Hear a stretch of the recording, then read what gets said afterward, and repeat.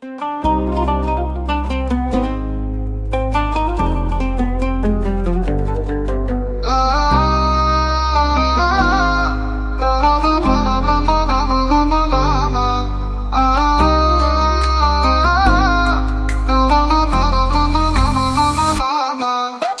yuxuma gəmirsən daha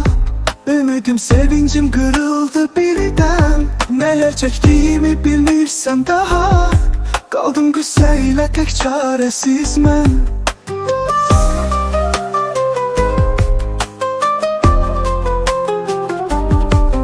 Küçələr tanışdır, izlərin qalıb Gözlərim hər yerdə səni axtarır Kövrək baxışların könlümü alıb Həsrətin uzağa məni aparır Aman aman aman aman aman aman aman Aman aman aman aman aman Sənsiz günəşim də doğmur gölərdə Həsrət nəğməsi tək gəzdin dillərdə Saadət quşların uçmur göylərdə Aşık Məcnun kimi susuz çölərdə Sənsiz günəşim də doğmur göylərdə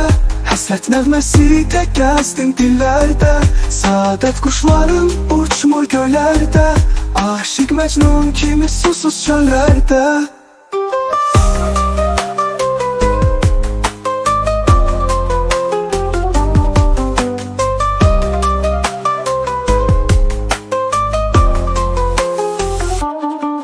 Səslərin küləklə qovuşur indi Vücudum həsrətlə alışır indi Xoşbəxtlik günəşim sovuşur indi Əllərim hər yerdə səni axtarır Bəlkə yollarımız bir gün qovuşar